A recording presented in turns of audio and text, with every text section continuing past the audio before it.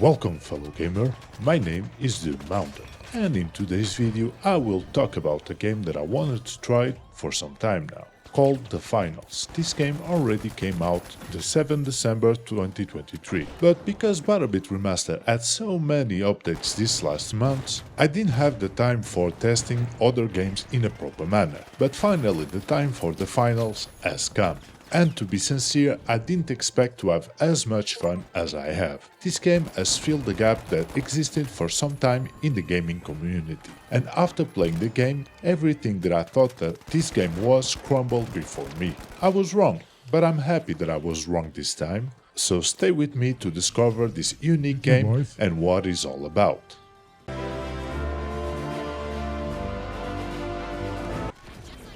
The Finals is a game, like I said before, that fills the gap between battle royales, extraction games like Escape from Tarkov, and the normal multiplayer game modes like Call of Duty or Battlefield. The Finals is a 3v3v3 type of game, where you and your team will confront two enemy teams to extract a vault filled with coins, and the team that in the end has reached the max cap of coins to extract wins. The Finals combines team versus team system like Battle Royale, but instead of having 100 players in teams of 3 or 4 players, you have 3 teams of 3 players competing in a game, creating a less crowded environment, in combination with the extraction mode like Tarkov, but less tactical, where you have weapons that you can unlock with the game currency, instead of farming weapons, and no inventory to manage when playing the game.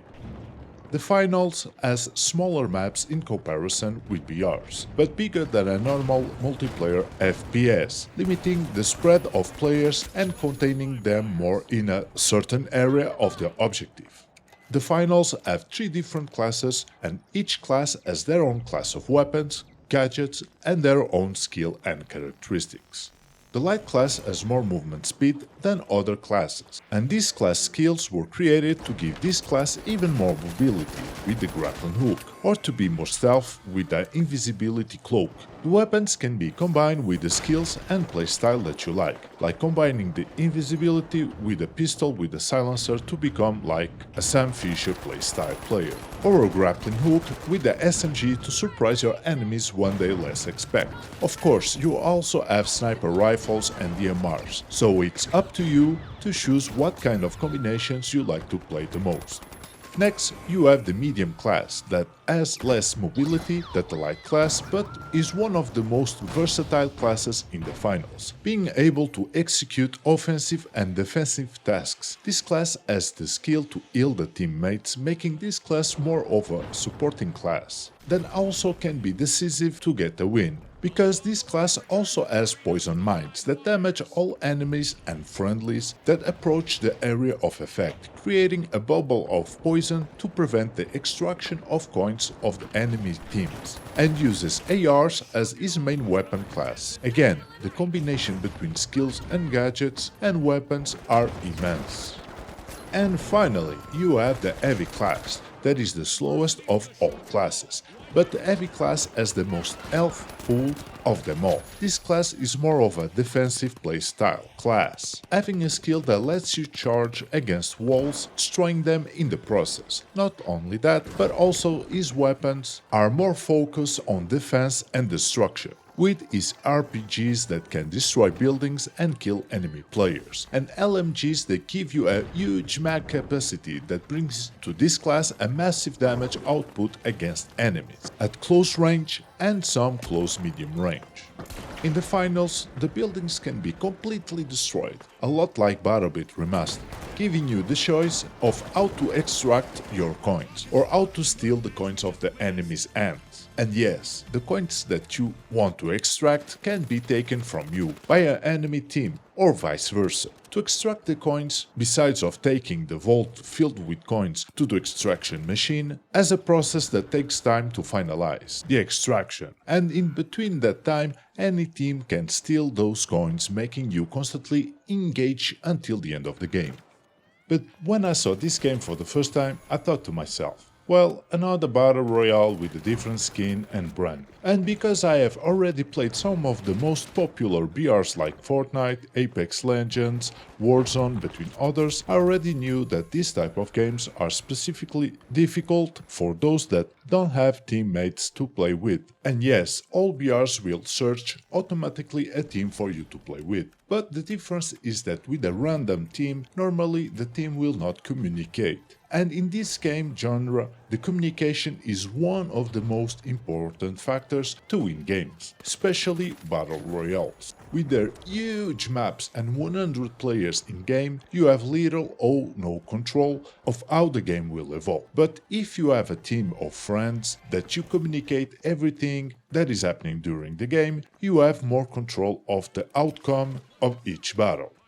So even if I love the idea behind Battle Royales, I don't have a team.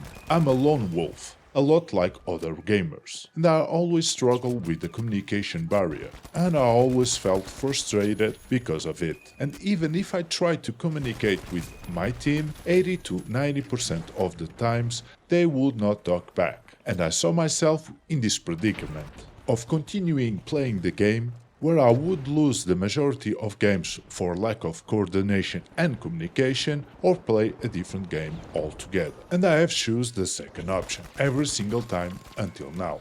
But in the finals, these problems are resolved. Even that you still need a team to win, of course, but because of the small size of maps, the extraction machines and vault of coins are limited and everybody knows where the action is taking place. You can see it at all times where your teammates and where the vaults are, and where the extractions are taking place. Another game mechanic that I find important that makes this game more enjoyable for lone wolves like me is the fact that every time that you die, you can be revived by a teammate like the other Battle Royales. But after some time, if nobody revives you, you can respawn back into action by yourself instead of going to a gulag and eventually waiting for your teammates to end the game.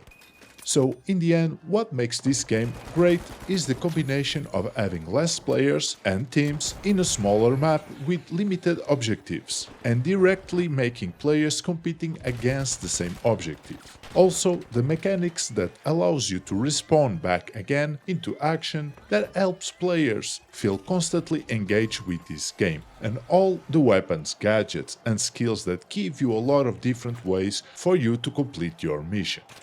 But the finals also has a small problem, the lack of content. The game is still new and probably the devs are making new content for the finals. But it's true that you feel bored of doing the same thing in the same maps after a couple of weeks. But because this game is still recent, we still have to wait to see if this game receives more content in the future.